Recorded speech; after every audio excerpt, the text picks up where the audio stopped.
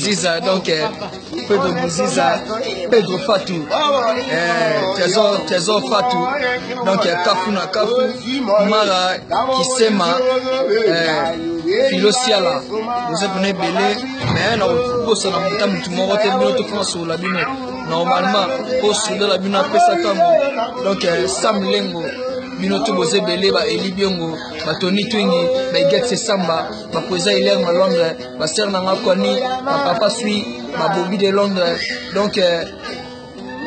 continue ngai voye mi Nzambe mama onde yango yote mama yango yo na zonga nano donc ba sa ide mabe ba informer nga mabe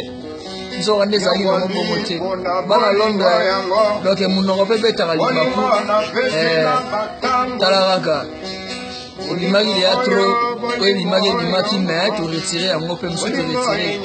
dans siga bozomona oyo des gars ya kolobela kuto zati c'est Ibrahim Nzambe donc et puis la minute a décidé que la musicien faut misusu batika la kovanda awa mais on te confirmer que eza makambo ya yeme Ibrahim Nzambe la biso la minute oyo ba ya déjà baza déjà abazu ba chambre on fanda donc tout ça on a conseillé na biso gros bis Kevin Cap tout ça biso tout donc il y a pas de souci il y a rien à dire on est quand on lobby ndeka ezali mais la minute oyo ngape na opindana awa mikolo moko pe tatabana na luka ba siga repo fona zananga awa la fona za kuma chambre na ngaya ou de ratete na za na ngada mikolo a bien ki mama parler pour moi et nous les gars ou essayer na fona repo belé donc ni on le bien na moté ni on le bien té na c'est plus fort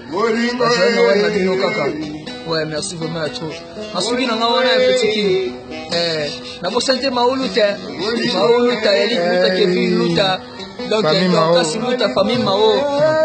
famille Mao donc na évité dans Londres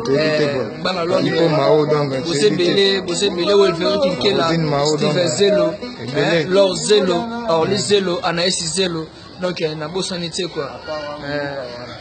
bye bye bana Londres ba discover yeyo donc les gars dialogue Wisili les grands paroliers à